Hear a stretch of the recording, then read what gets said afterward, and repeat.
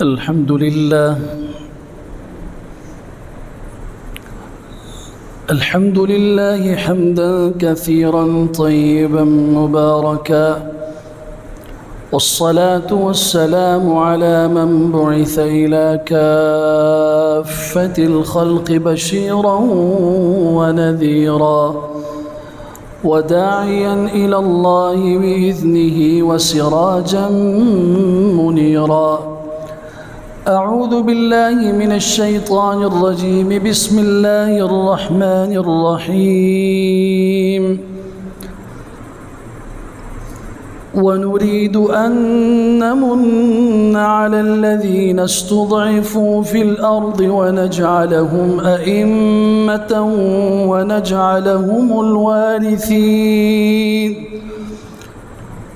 ونمكن لهم في الأرض. وقال سبحانه عز وجل: واذكروا إذ أنتم قليل مستضعفون في الأرض تخافون أن يتخطفكم الناس فآواكم وأيدكم بنصره ورزقكم من الطيبات. وقال سبحانه عز وجل: الذين إن مكناهم في الأرض أقاموا الصلاة وآتوا الزكاة وأمروا بالمعروف ونهوا عن المنكر ولله عاقبة الأمور. وقال سبحانه عز وجل: وأنتم الأعلون إن كنتم مؤمنين. وقال سبحانه: رب أوزعني أن أشكر نعمتك التي أنعمت علي وعلى والدي وأن أعمل صالحا ترضاه وأدخلني برحمتك في عبادك الصالحين. وقال سبحانه عز وجل: ألم تر إلى الذين بدلوا نعمة الله كفرا وأحلوا قومهم دار البوار جهنم يصلونها وبئس القرار.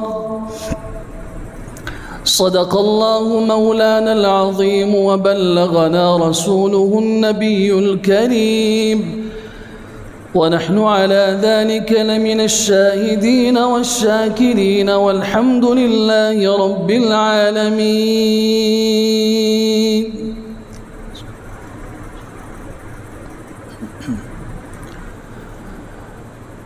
आज 12 अगस्त है। एक दिन छोड़ के 14 अगस्त यौम आज़ादी पाकिस्तान के नाम से हमारे मुआशरे में जश्न आज़ादी के नाम से मनाया जाता है। बिला तमहीद मैं इस आज़ादी के पीछे मुसलमानों और बिलखुसूस उलमाए किराम की उन क़ुरबानियों का तज़किरा करना चाहूँगा और मुख्तसर तरीक़े से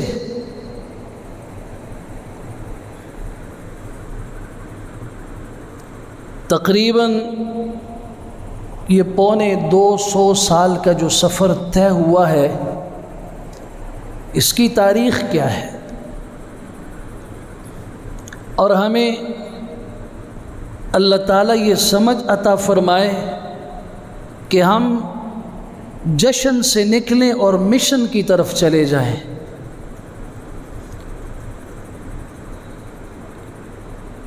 जश्न आज़ादी के बजाय हमें मिशन आज़ादी समझ में आ जाए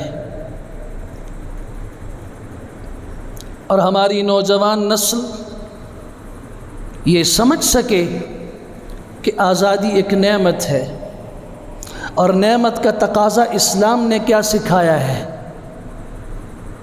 یہ باجے، یہ بانسریاں، یہ ڈھول، یہ پٹاخے، یہ شور شغب، یہ جھنڈیاں، یہ چراغاں، یہ اسلام کا مزاج نہیں ہے۔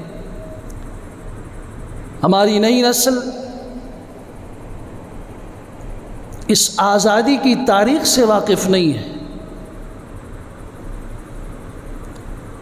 بلکہ افسوس کے ساتھ کہوں گا کہ آپ میں سے بھی بہت کم لوگ ہوں گے جو آزادی کی تاریخ سے واقف ہوں گے۔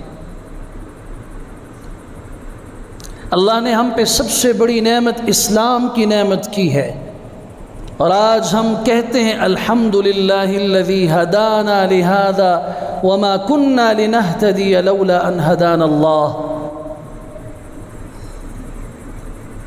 تمام تعریفیں اس اللہ کے لیے ہیں جس نے ہمیں اس ہدایت دین اور ہدایت اسلام سے سرفراز فرمایا۔ اگر وہ اللہ ہمیں ہدایت نہ دیتا تو ہم ہدایت نہ پا سکتے۔ پہلا ہم شکر ادا کرتے ہیں اسلام کی نعمت پر۔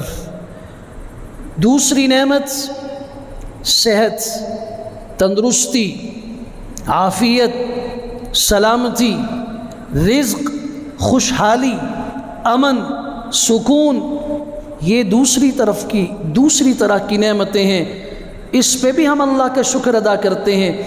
کھانے کا ایک لقمہ پیٹ میں گیا، پانی کا ایک گھونٹ پیا، شریعت نے کہا الحمدللہ۔ اور تیسری نعمت تسخیر کائنات کی نعمت ہے کہ اللہ تعالیٰ زمین کو مسلمانوں کے لیے مسخر کر دیں، مسلمانوں کی حکومت اس پہ قائم ہو جائے۔ سوال یہ پیدا ہوتا ہے، اللہ جب کسی قوم کو اور مسلمانوں کو کسی زمین کی ملکیت عطا فرماتے ہیں، اس کا تقاضا کیا ہے؟ اس کا تقاضا قرآن نے خود بیان کیا ہے۔ آپ سورہ قصص کی آیت نمبر 5 اٹھائیے، وَنُرِيدُ أَن نُمَكِّنَ وَنُرِيدُ أَن نَمُنَّ عَلَى الَّذِينَ اسْتُضْعِفُوا فِي الْأَرْضِ۔ زمین میں جو لوگ کمزور تھے، بنی اسرائیل، فرعون کے ظلم، اس کے جبر، اس کے تسلط کے نیچے زندگی گزار رہے تھے، اس کے غلام تھے۔ ہم نے چاہا، خلاق عالم فرماتے ہیں، ہم نے چاہا زمین کے کمزور لوگوں پہ ہم احسان کریں۔ کیا احسان کریں؟ وَنَجْعَلَهُمْ أَئِمَّةً، ہم ان غلاموں کو امام بنا دیں، ہم ان غلاموں کو حکمران بنا دیں، ہم ان غلاموں کو تخت پہ بٹھا دیں۔ وَنَجْعَلَهُمُ الْوَارِثِينَ، ہم انہیں زمین ارض مصر کا وارث بنا دیں۔ وَنُمَكِّنَ لَهُمْ فِي الْأَرْضِ، ہم انہیں زمین میں ٹھکانہ دے دیں۔ بنی اسرائیل صدیوں سالوں سے فراعنہ مصر کے تحت ان کی غلامی میں زندگی گزار رہے تھے۔ اللہ نے احسان کیا، اسی مصر کا بادشاہ بنایا، اسی مصر میں انہیں آزادی نصیب ہوئی۔ اور پھر میرے اور آپ پر قرآن احسان کرتا ہے اور احسان کی یاد دلاتا ہے، وَاذْكُرُوا إِذْ أَنْتُمْ قَلِيلٌ مُسْتَضْعَفُونَ فِي الْأَرْضِ۔ او صحابہ کرام کی جماعت، او مسلمانوں کی جماعت، یاد کرو اس وقت کو جب تم تھوڑے تھے اور زمین میں کمزور سمجھے جاتے تھے۔ تخافون ان یتخطفکم الناس، تم ہر وقت ڈرتے تھے کہ لوگ تمہیں اچک لیں گے، لوگ تمہیں مار دیں گے، لوگ تمہارا مال لوٹ لیں گے۔ ہر وقت اس خطرے میں تمہاری صبح و شام گزرتی تھی۔ فآواکم، اس اللہ نے تمہیں ٹھکانہ دیا مدینہ منورہ کے اندر۔ وأیدکم بنصرہ، اپنی مدد کے ساتھ اس نے تمہاری تائید کی۔ ورزقکم من الطیبات، اس نے پاکیزہ چیزیں تمہیں رزق کے طور پہ دیں۔ کیوں دیں؟ تاکہ تم ناچو، تم شور کرو، تم واویلا کرو، ہا ہو کے نعرے بلند کرو، نہیں لعلکم تشکرون، تاکہ تم شکر گزار بن کے اس دھرتی پہ اللہ کا نظام قائم کرو۔ تم کمزور تھے، تھوڑے تھے، ڈرتے تھے، اللہ نے ٹھکانہ بھی دیا، طاقت بھی دی، وسائل بھی دیے، ایک ایک کر کے زمین تمہارے پاؤں کے نیچے ہوتی چلی گئی۔ رسول اکرم صلی اللہ علیہ وسلم کے زمانے مبارک میں 9 لاکھ مربع میل تک اسلام پہنچا۔ سیدنا ابو بکر صدیق رضی اللہ عنہ کے دور میں 11 لاکھ مربع میل تک اسلام پہنچا۔ عمر فاروق رضی اللہ عنہ کے زمانے میں 22 لاکھ مربع میل تک اسلام پہنچا۔ عثمان غنی رضی اللہ عنہ کے زمانے میں 35 لاکھ مربع میل تک اسلام پہنچا، اور حضرت علی المرتضیٰ کا زمانہ خلافت آیا، 42 لاکھ مربع میل پہ اسلامی سلطنت قائم ہوئی، اور سیدنا معاویہ رضی اللہ عنہ کا زمانہ خلافت آیا۔ آپ تاریخ پڑھیے، 66 لاکھ مربع میل پر اسلام نافذ ہوا، پہنچا نہیں، نافذ ہوا۔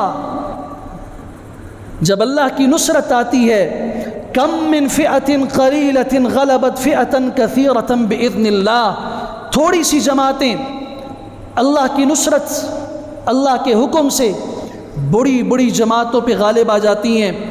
وَأَنْتُمُ الْأَعْلَوْنَ إِن كُنتُم مُؤْمِنِينَ، قرآن سورہ آل عمران آیت 139 کا اعلان ہے، اگر تمہارے اندر سچا ایمان ہوا، حقیقی ایمان ہوا، تم ہی غالب رہو گے، تم مغلوب نہیں ہو سکتے۔ یا اللہ، آپ نے حکومت دی، خلافت دی، کیا کرنا ہے؟ الذین ان مکناہم فی الارض، سورہ حج آیت 41 پڑھیے، الذین ان مکناہم فی الارض، وہ لوگ اگر ہم انہیں زمین میں اقتدار دیں، اگر ہم انہیں زمین میں حکومت دیں تو وہ کیا کرتے ہیں؟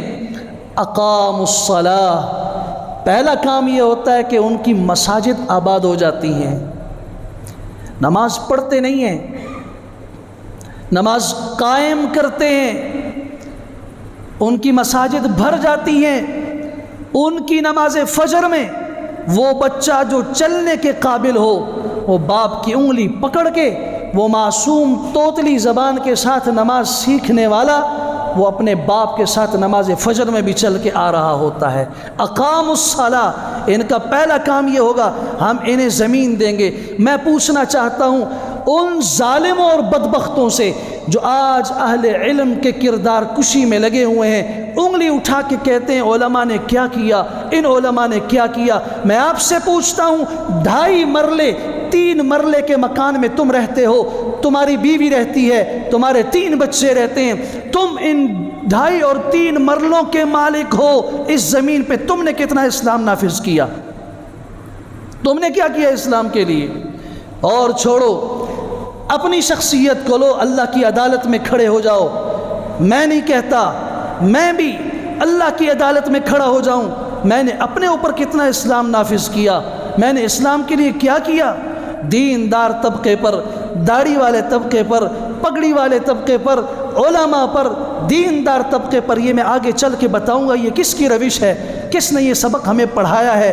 آپ تاریخ پاکستان سے، تاریخ آزادی سے، یہ 100 سال کی تاریخ سے اللہ کی قسم واقف نہیں ہے، اس لیے نئی نسل آنکھ کھولے، دماغ کھولے، دل کے دریچے کھولے، سمجھنے کی کوشش کرے۔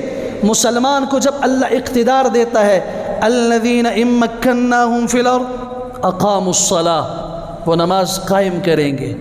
ان کی عورتیں رات کی تنہائی میں جب اٹھیں گی تو اپنے شوہر کو جگائیں گی، شوہر نامدار، میرے سر کے تاج، میرے میاں، میرے محبوب، اٹھو، میری آنکھ کھل چکی ہے، میں بھی وضو کر کے اللہ کے دربار کی طرف جاتی ہوں، تو بھی اٹھ جا۔ خاوند کی آنکھ کھلے، وہ اپنی بیوی کو جگاتا ہے، بچے کی آنکھ کھلتی ہے۔ یہ اسلامی تاریخ بتا رہا ہوں۔ معصوم بچہ رات کو اگر اس کی آنکھ کھل جاتی ہے، گھڑیاں نہیں ہوتی تھیں، ٹائم کا پتہ نہیں ہوتا تھا، آنکھ کھلی، ماں کو جگایا، ابا کو جگایا، اللہ کے دربار کی طرف منتقل ہونے کی ضرورت ہے، کس غفلت میں سوئے ہوئے ہو۔ اقاموا الصلاۃ پہلا کام، وآتوا الزکاۃ زکوٰۃ ادا کریں گے، وامروا بالمعروف نیکی کا حکم کریں گے، ونہوا عن المنکر برائی سے منع کریں گے۔ یہ 4 کام ہوں گے اس شخص کے جسے اللہ نے اسلامی حکومت عطا کی ہوگی۔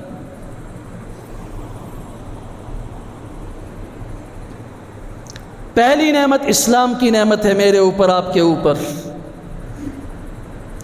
اس کے بعد صحت، عافیت، سلامتی، مال، دولت، اولاد کی نعمت ہے، اور اس کے بعد تسخیر کائنات اس مملکت پاکستان کی صورت میں ایک آزاد اسلامی ریاست کی نعمت ہے۔ اور اس کا تقاضا کیا ہے میں نے ان آیات میں بتا دیا۔ آؤ تاریخ پڑھو۔ ہمارا طبقہ یہ سمجھتا ہے 1940 میں پاکستان کی قرارداد پیش ہوئی، اور 7 سال کی محنت کے بعد 1947 میں پاکستان بن گیا۔ معذرت کے ساتھ اس قرارداد کا مخالف بھی نہیں ہوں، اور اس قرارداد کا انکار بھی نہیں کر رہا، اور اس کی افادیت اور اہمیت کا انکار بھی نہیں کر رہا، لیکن 100 سال کی تاریخ کو مٹا کر یہ کہہ دینا کہ صرف 7 سال میں کوئی حلوہ تھا پاکستان جو بنا پلیٹ میں لا کے پیش کر دیا، کیوں نہیں 100 سال کی تاریخ آزادی کو پڑھتے؟ اسے کیوں نہیں بیان کیا جاتا؟ 7 سال میں تو آپ عدالت میں جا کے وراثت کا مسئلہ نہیں حل کر سکتے، اپنے باپ کی جائیداد اپنے نام نہیں کر سکتے اگر بھائی کے ساتھ لڑائی ہو جائے، اپنی زمین وراثت کی 7 سال میں تم نہیں لے سکتے۔ اتنا بڑا پاکستان 7 سال کی جد و جہد میں ملا۔ یہی وہ پہلی خیانت ہے جس کی وجہ سے ہماری قوم آج سوئی ہوئی ہے، اور ہماری قوم کو پتہ نہیں ہے۔ یاد رکھیے، بر صغیر پاک و ہند میں اسلام 2 راستوں سے آیا ہے۔ اگر آپ توجہ کریں گے تو آپ کو تاریخ سمجھ آئے گی۔ بر صغیر پاک و ہند میں 2 راستوں سے اسلام آیا ہے، اور 2 قومیں ہماری محسن ہیں۔ اگر ہم ان پہ بہت کچھ کر بھی دیں، اللہ کی قسم ہم ان کے احسان کا بدلہ نہیں چکا سکتے۔ پہلا راستہ ہے باب الاسلام سندھ کا، جہاں سے محمد ابن قاسم کی صورت میں عرب آئے اور دیبل کی سرزمین پہ اترے، راجہ داہر کو شکست دی، سری نگر سے لے کے مالابار تک اسلامی حکومت پھیلی۔ عرب ہمارے محسن ہیں۔ آج عربوں کو ہر فاسق آدمی اٹھ کے گالی دے رہا ہے۔ میں بتاؤں گا یہ کس نے پڑھایا ہمیں، ہماری زبان ان کے بارے میں ایسے کیوں ہوئی؟ جس پیغمبر کا کلمہ پڑھتے ہو اس پیغمبر نے تو کہا تھا احب العرب لثلاث، عربوں سے محبت کرنا، اے میری امت کے لوگوں عربوں سے محبت کرنا۔ کیوں؟ لانی عربی، کیونکہ میں عربی ہوں۔ وکلام اللہ عربی، اللہ کی کتاب قرآن عربی ہے۔ وکلام اہل الجنت عربی، اہل جنت کی زبان عربی ہوگی۔ پھر آپ کیوں عربوں کو بھونکتے ہیں؟ ہمارا طبقہ کیوں عربوں پہ انگلی اٹھاتا ہے؟ ان کی غلطیاں جو ہوں گی وہ ہیں، ان کی صفائیاں نہیں کر رہا، میں مجموعی بات کر رہا ہوں۔ مجموعی اعتبار سے وہ ہمارے محسن تھے۔ 17 سال کا نوجوان حجاج ابن یوسف کا بھتیجا اور اس کا داماد 17 سال کی عمر میں محمد بن قاسم آیا، اور ان مسلمان عورتوں کی جو تاجروں کے ساتھ آئی تھیں، جن کی عزت لوٹنے کی کوشش کی تھی ہندوؤں نے، راجہ داہر نے، اور ان کی عزت کے اوپر ہاتھ پڑا، تو ایک بہن کی زبان سے صدا نکلی، اغثنی یا حجاج، اے حجاج ہماری مدد کر۔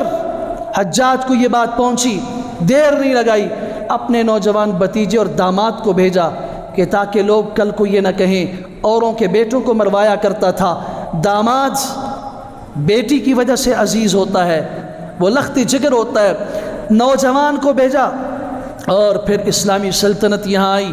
پہلا راستہ ہے۔ دوسرا راستہ درہ خیبر کا ہے، جہاں سے افغانستان، افغان قوم کے فارسی بان اور پٹھان، یہ دونوں قومیں مل کر محمود غزنوی کی صورت میں، تیمور کی صورت میں، احمد شاہ ابدالی کی صورت میں ان لوگوں نے ہندوستان پہ حملے کیے. ان کے ذریعے سے درہ خیبر سے، باب خیبر سے اسلام ہندوستان تک پہنچا. یہ قوم ہماری محسن ہے. آج عرب بھی گالی بن گئے، پٹھان قوم بھی گالی بن گئی. جتنے لطیفے اس قوم پہ بنائے جاتے ہیں آپ سوچ سکتے ہیں، ہر بے وقوفی کو ان کی طرف نسبت کی جاتی ہے. یہ کیا کس نے تھا؟ یہ پٹی ہمیں کس نے پڑھائی تھی؟ ہاں، تاریخ سے واقف نہیں ہو اس لیے کہتے ہو. افغان قوم، ہمیں سمجھ لینا چاہیے ہم کچھ بھی کر لیں ہمارے اسلام کا سبب، ورنہ آج ہم بھی ہندو ہوتے، سکھ ہوتے، بدھ مذہب کے لوگ ہوتے. یہاں اسلام کی جو فضا بنی ہے ان ملوک اور بادشاہوں کے ذریعے سے بنی ہے. بادشاہ آتے تو ضرور ہیں، لیکن یہاں فرق یہ تھا کہ انہوں نے اسلامی نظام قائم کیا. آپ کے بر صغیر پاک و ہند متحدہ ہندوستان پہ اسلامی نظام قائم ہوا.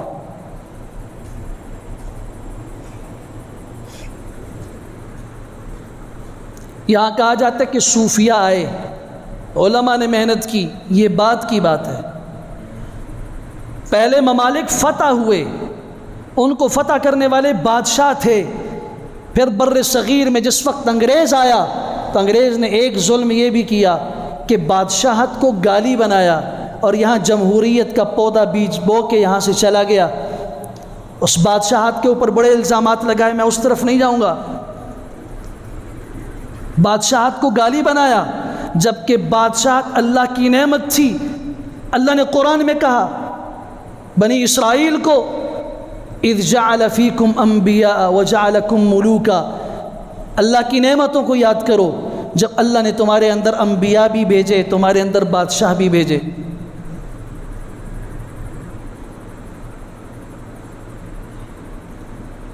ظلم سمجھ رہے ہیں آپ؟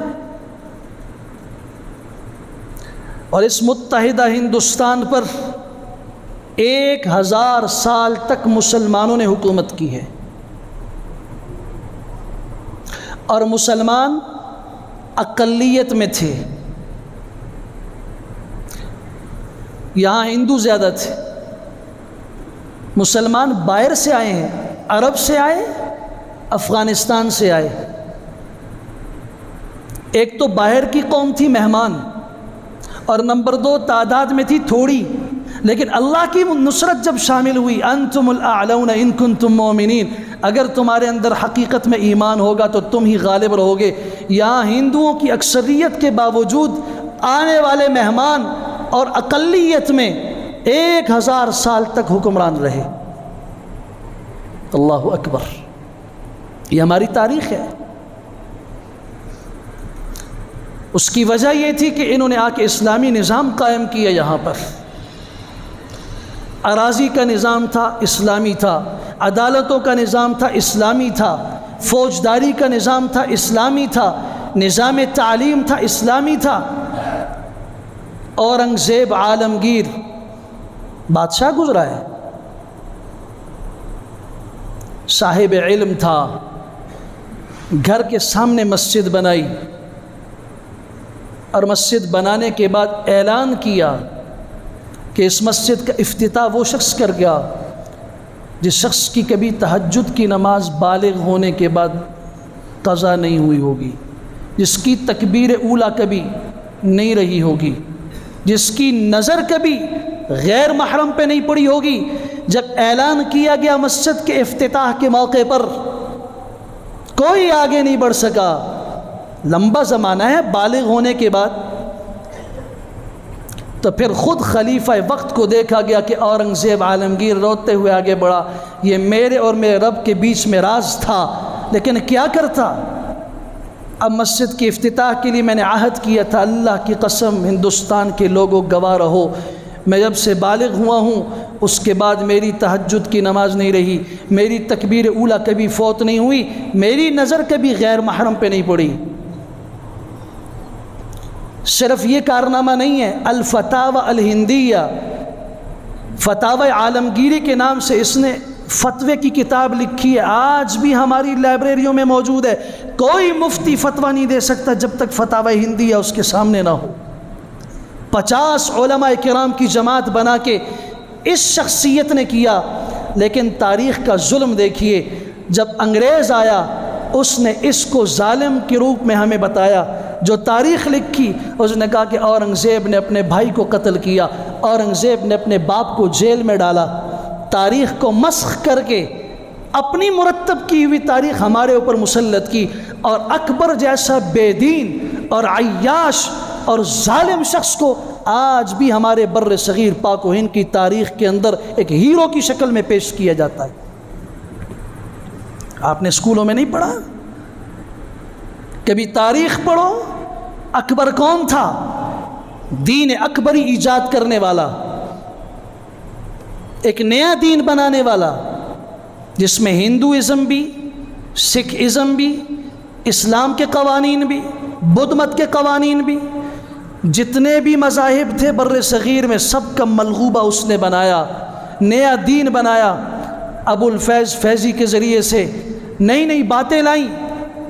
آج انگریز کی تاریخ کے مطابق ہماری قوم کا ہیرو ہے، اس پہ ڈرامے بنائے گئے، اس کی فلمیں بنائی گئیں، ہماری نوجوان نسل کو گھروں میں ٹی وی کے ذریعے سے دکھایا گیا کہ یہ ہمارے بر صغیر کے ہیرو تھے۔ اور اس کے مقابلے میں جس نے خدمت کی ہے، مساجد بنائیں۔ آپ جاؤ سندھ میں آج بھی ٹھٹھا کی شاہ جہان مسجد موجود ہے۔ یہ مسجد کب بنی تھی اس کی تاریخ جا کے پوچھو، میں کہیں اور کی بولی نہیں بول رہا۔ اللہ کی قسم ہم لوگ سوئے ہوئے ہیں، اپنی تاریخ سے واقف نہیں ہیں۔ یہ شاہ جہان نے بنائی تھی اپنے بیٹے اورنگزیب عالمگیر کی فراغت پر۔ اس نے ٹھٹھا میں علم حاصل کیا۔ جب اس کا علم مکمل ہوا، حدیث کا آخری درس مکمل ہوا، باپ ہندوستان سے چلا، جہاں رکتا تھا کنواں بناتا تھا، مسجد بناتا تھا، یہاں ٹھٹھا میں پہنچا، بیٹے کی دستار بندی ہوئی، 200 علماء موجود تھے ان کے بیچ میں۔ بیٹے نے کھڑے ہو کے باپ سے درخواست کی تھی، ابا جی آپ اگر سرپرائز دینا چاہتے ہیں، آپ اگر میری اس دستے فضیلت پہ، دستار فضیلت پہ، فراغت پہ خوش ہیں، تو میں یہ چاہتا ہوں کہ اس علاقے والوں کو کوئی گفٹ دیجئے، کوئی تحفہ دیجئے۔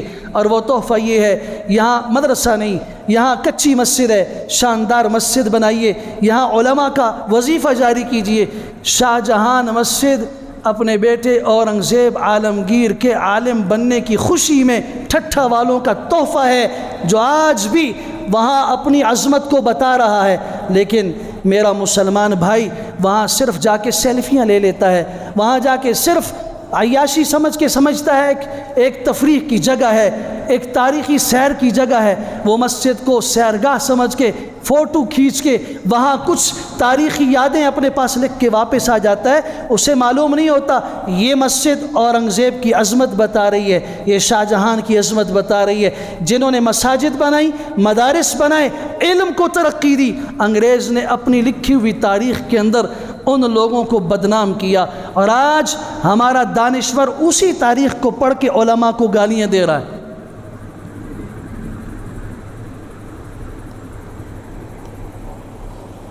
یہ میں آپ کو حقیقت سمجھا رہا ہوں۔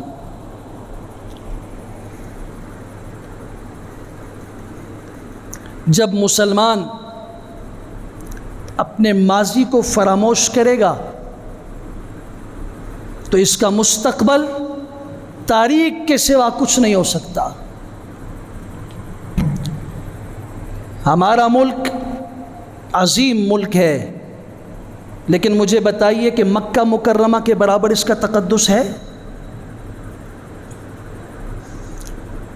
ملک پاکستان مکہ مکرمہ کے برابر عزت احترام رکھتا ہے؟ آؤ میں مکہ والوں کا حال بتاتا ہوں قرآن سے۔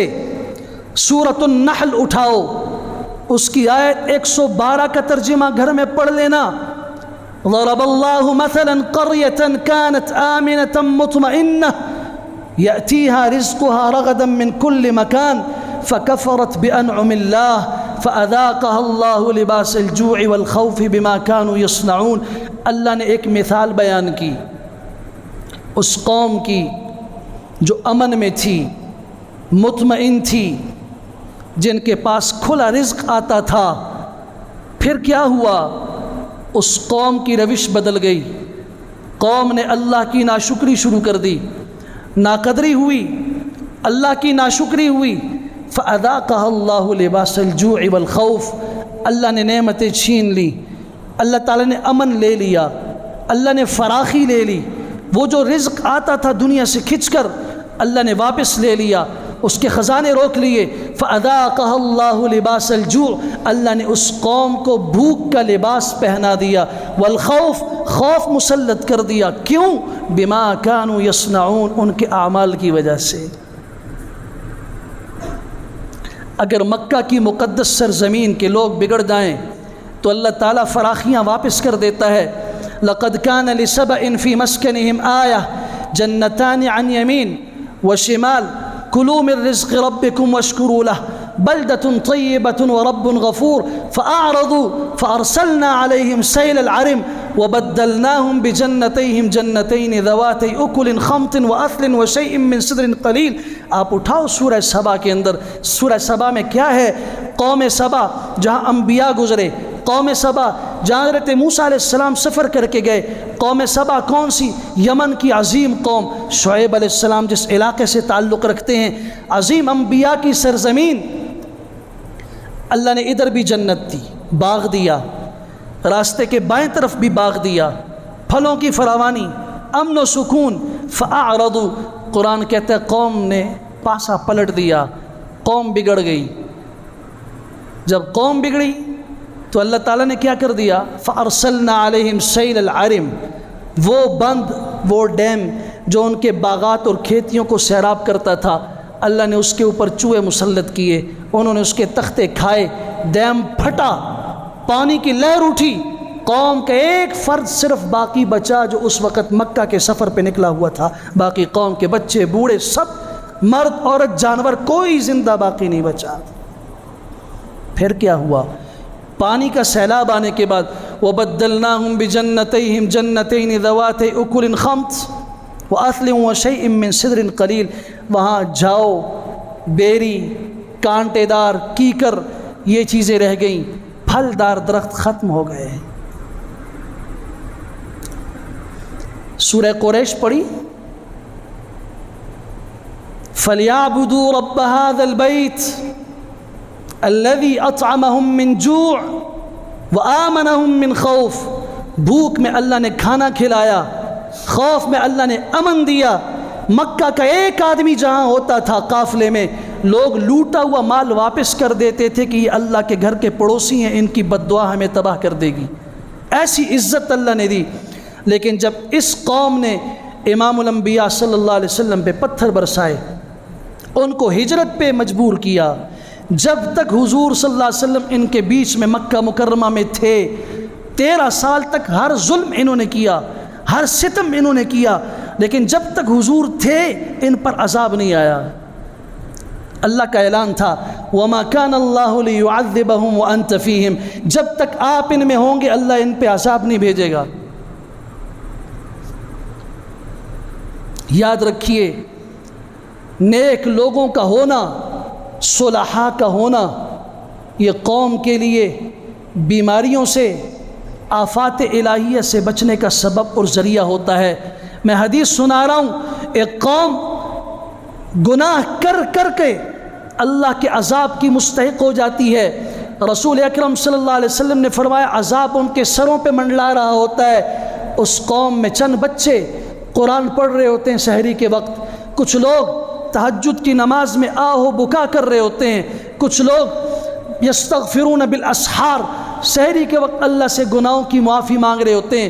اللہ ان معصوم بچوں کی وجہ سے، ان استغفار کرنے والوں کی وجہ سے، اس تہجد کی دعاؤں کے اہتمام کرنے والوں کی وجہ سے اللہ آنے والے عذاب کو مؤخر فرماتے ہیں،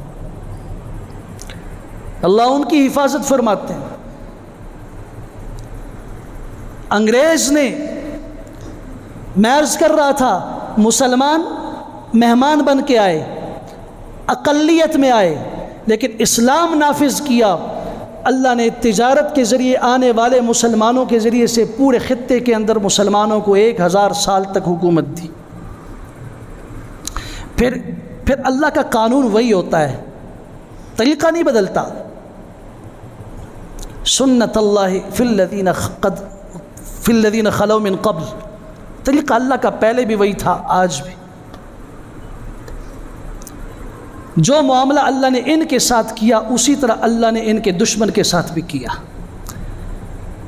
پھر مسلمانوں کی 1000 سال تک کی حکومت کو ختم کیا ایسٹ انڈیا کمپنی نے۔ یہ لوگ انگریز تھے، برطانیہ سے تاجر بن کے آئے، مسلمان بھی تاجر بن کے آئے تھے۔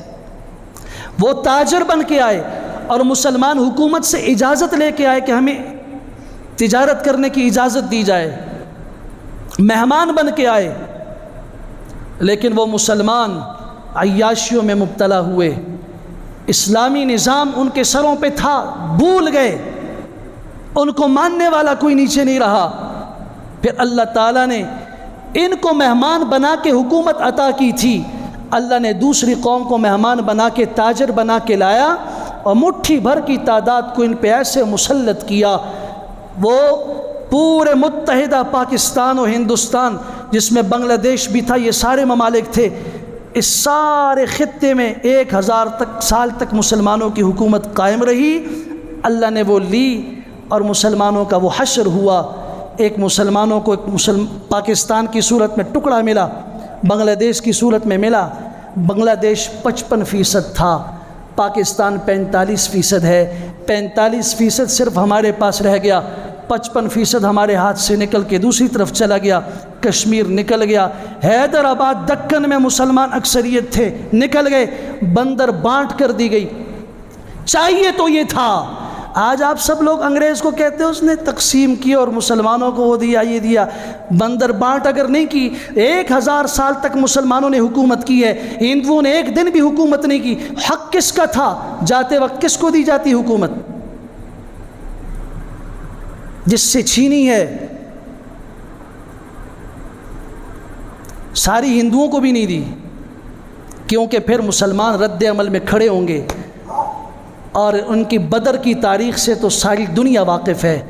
جب یہ غیرت کی بنیاد پہ، اسلام کی بنیاد پہ مسلمان کھڑا ہوتا ہے تو تھوڑے سے بے اسلحہ بھی ہوں، اللہ کی مدد ان کے ساتھ ہوتی ہے۔ اس لیے سارا علاقہ ہندوؤں کو بھی نہیں دیا،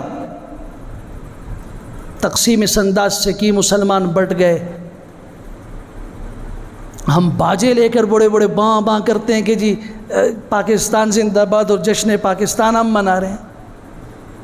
آپ اپنی تاریخ کو دیکھو، آپ نے جشن منانا ہے، اپنے رب کے ہاں سجدہ کرو، یا اللہ آپ کا شکر ہے ہمیں آپ نے آزاد ملک دیا جس میں ہم اپنی مرضی سے مسجد میں آ سکتے ہیں، ہماری مسجد کو تالا نہیں لگ سکتا، ہماری مساجد میں اذانیں ہو رہی ہیں، ہمارے ساتھ ہندوستان والا معاملہ نہیں ہو رہا۔ مساجد آباد کرو، اقاموا الصلاۃ آتوا الزکاۃ امروا بالمعروف نہوا عن المنکر، جو ہماری ذمہ داری ہے وہ کرو۔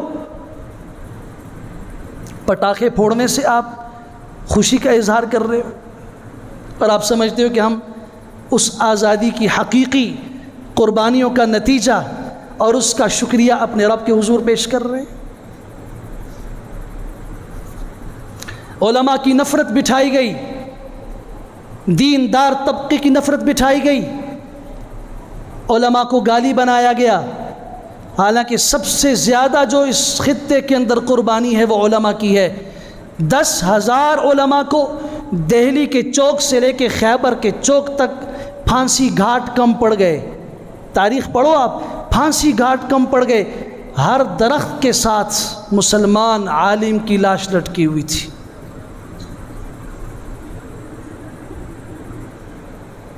زبردستی انہیں سور کی چربی کھلائی گئی۔ جزائر انڈمان سے جا کے پوچھو، غرب الہند، ویسٹ انڈیز میں آج بھی وہ کالا پانی کے نام سے پانی کے اندر جیل موجود ہے، پوچھو اس میں کون رہا، جعفر تھانیسری کون تھا، قاسم نانوتوی کون تھا، رشید احمد گنگوئی کون تھا، حسین احمد مدنی کون تھا۔ خالق دینا حال کراچی میں آج بھی موجود ہے۔ حسین احمد مدنی رحمہ اللہ کے خلاف بغاوت کا فتنہ، بغاوت کا کیس اور مقدمہ چلا، ہاتھ کے اندر بغل میں کفن ہے۔ انگریز جج نے پوچھا یہ ہاتھ میں کیا ہے؟ آج کہہ دو اس عدالت کے اندر کہ میں انگریز کے خلاف دیا ہوا فتویٰ واپس لیتا ہوں، جان بخشی کرتے ہیں ورنہ پھانسی کے منتظر رہو۔ حضرت نے مسکرا کے فرمایا، جج صاحب، موت سے وہ ڈرے جسے مستقبل تاریک نظر آئے۔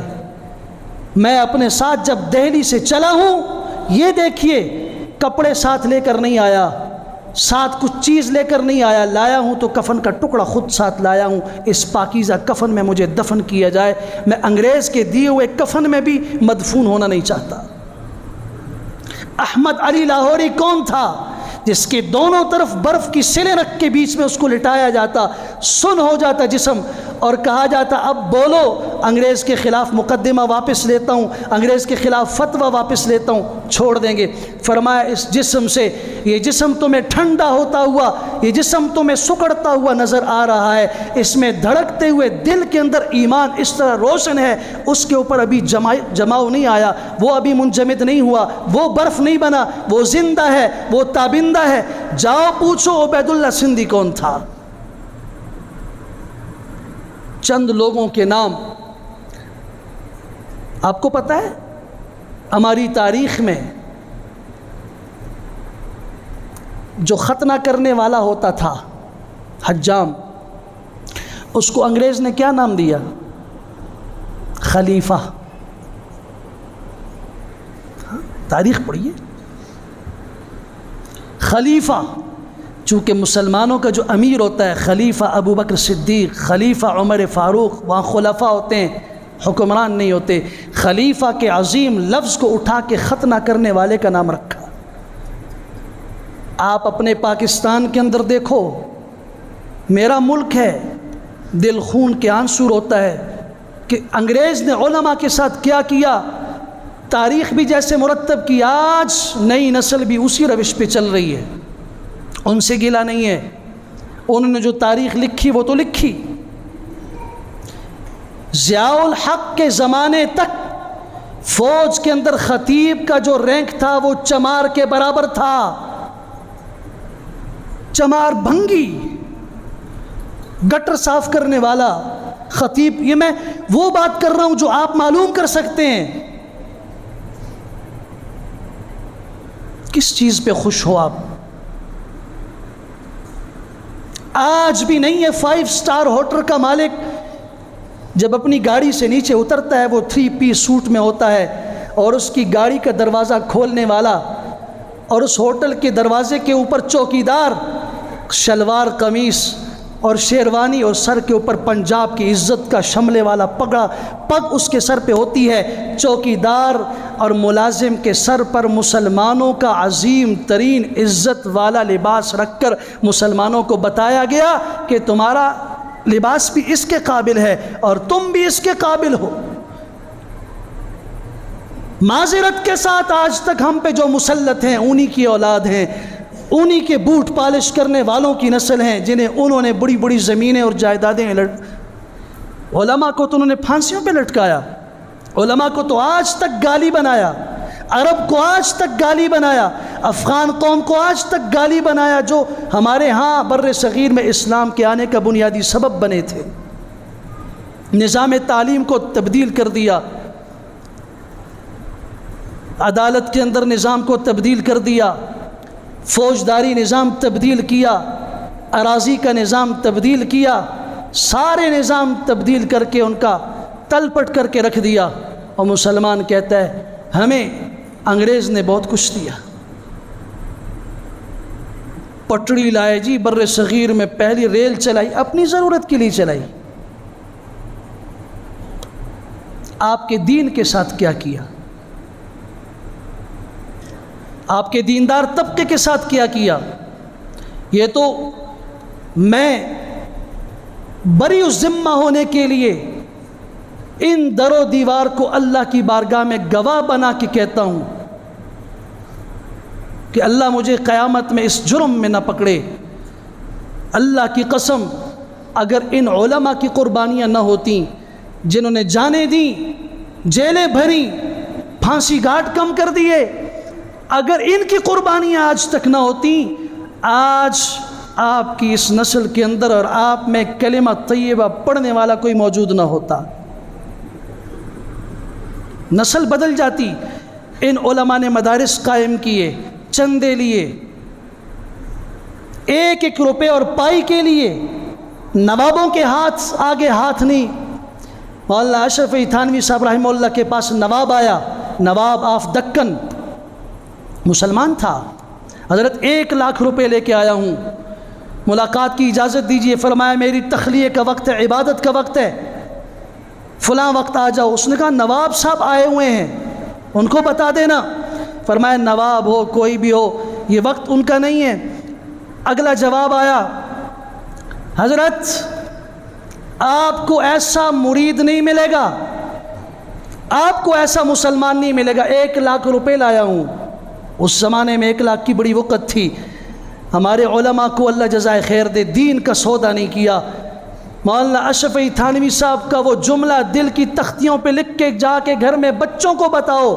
حضرت نے فرمایا جاؤ اس نواب سے کہہ دو اگر مجھے اس جیسا کوئی مرید خلیفہ شاگرد نہیں ملے گا، اس کو بھی بتاؤ پوری دنیا گھوم لے، اس کو اشرف علی جیسا عالم بھی نہیں ملے گا جو 1 لاکھ روپے اس کے منہ پہ مارنے والا ہو۔ ہمارے علماء کی آج بھی جائیدادیں نہیں ہیں، آج بھی مساجد اور مدارس کے چھوٹے سے جو اضافی مسجد کا کونا رہ جاتا ہے وہاں آپ کمرہ بنا دیتے ہو، کہیں پہ واش روموں کے اوپر بنا دیتے ہو۔ کسی اہتمام کے ساتھ مجھے بتاؤ آپ نے کسی امام کا گھر دیکھا ہے؟ لیکن امام نے آج تک شکایت نہیں کی۔ آپ کی زبان پہ آج بھی شکایت ہے کہ مولوی نے کیا کیا۔ مولوی نے دین اسلام کے لیے ساری دنیا کو لات ماری، نہ اسے گھر کی ضرورت پیش آئی، وہ مسجد کے مکان میں رہا۔ میں آج بھی ایسے علماء کو جانتا ہوں 45 سال کا عرصہ مسجد میں امام رہے، بچے پیدا ہوئے، اللہ نے پوتے بھی دیے، 45 سال مسجد کے کمرے کے اندر، پھر ان کی اولاد الگ۔ بعد کے اندر آج 45 سال کے بعد کمیٹی والوں نے کہا آپ اب کمزور ہو چکے ہیں، زیادہ تر بیمار رہتے ہیں، ہسپتال جانا آنا ہوتا ہے، ہمیں ایسے امام کی ضرورت ہے جو نماز میں کوئی کوتاہی نہ کرے۔ 45 سال کی رفاقت کمیٹی کے ایک مشورے سے ختم کرتی گئی، امام صاحب کو فارغ کر دیا گیا۔ بتاؤ دنیا میں کوئی سپاہی ریٹائرڈ ہوتا ہے، کوئی ڈاکٹر ریٹائرڈ ہوتا ہے، کوئی شخص ریٹائر ہوتا ہے، اس کی پنشن ساری زندگی اس کو ملتی ہے۔ آج تک ایک امام بتاؤ جس کو پنشن ملی ہو، ایک بتاؤ۔ آپ کہہ دیتے ہو جاؤ ہم نیا امام لا رہے ہیں، شام کو آپ نے کہا، صبح تک انتظار نہیں، وہ بیچارہ جا رہا ہوتا ہے، کہاں جا رہا ہوتا ہے، کس جگہ جا رہا ہوتا ہے۔ پھر کہتے ہو کہ امام اور علماء نے کیا کیا۔ اگر ان کی قربانیاں نہ ہوتیں، یہ اس راستے کو اختیار کرتے جس راستے پہ باقی دنیا چلی ہے، تو آج مدارس ویران ہوتے، آج مساجد ویران ہوتی، آج قرآن پڑھنے والے نہ ہوتے۔ آج سے 50 سال پہلے کے بوڑھے یہاں موجود ہیں، انہیں ناظرہ پڑھنا نہیں آتا، اور میں فخر سے کہتا ہوں ان کے پوتوں کو ہم نے قرآن سکھایا ہے۔ ان سے پوچھو دادا کو قرآن پڑھنا نہیں آتا، پوتا اپنے دادا کا کلمہ ٹھیک کر رہا ہے کہ آپ کا کلمہ ٹھیک نہیں ہے۔ کبھی دادا جی کو کہتا ہوں آج جاؤ، اگر آپ نے تجربہ نہیں کیا ہے، اپنے اس پوتے کو آج بیٹھ کے اپنا نماز کا سبق سناؤ، اگر اس نے غلطیاں نہ نکالی تو کہہ دینا۔ علماء نے کیا کیا؟ علماء نے یہ کیا، علماء نے آپ کے نسل کے دین کی حفاظت کی، علماء نے آپ کے دین کے اوپر پہرا دیا، اپنی آسائشیں قربان کی۔ کیوں اس انگریز کے راستے پہ چل کے علماء کو گالیاں دیتے ہو، تبلیغ کو گالیاں دیتے ہو، جہاد کو گالیاں دیتے ہو، خانقاہی نظام کو گالیاں دیتے ہو؟ یہ سارے نظام تھے، ایک نظام قائم کیا، دوسرا قائم کیا، تیسرا قائم کیا، چوتھا قائم کیا، کسی طریقے سے مسلمان جس میں بھی آئے اس کی اصلاح ہو جائے۔ کوئی مسلمان مدرسے میں نہیں آیا، اس کے لیے خانقاہی نظام قائم کر دیے، چلو ادھر آ جاؤ، وہ نہیں آیا تبلیغ میں لگا دو، نہیں، کسی راستے سے اس کو پکڑو کہ یہ آ جائے اور اپنے ایمان کو بچا سکے اور ایمان سے دور نہ ہو جائے۔ یہ سارے ایمان کے شعبے تھے۔ اللہ کریم ہمارے ان اہل علم کو جزائے خیر عطا فرمائے۔ آزادی کی تحریک کا ہر فرد، ہر مجاہد جس نے اپنے پسینے سے، اپنے خون سے، اپنی تحریر سے، اپنی تقریر سے، اپنی خط و کتابت سے اس تحریک آزادی میں حصہ لیا، اور اس کے نتیجے میں آج ہم آزاد ملک میں سانس لے رہے ہیں۔ اللہ ان سب کو جزائے خیر عطا فرمائے، آزادی کی نعمت کی قدر نصیب فرمائے۔ وآخر دعوانا الحمد للہ رب العالمین۔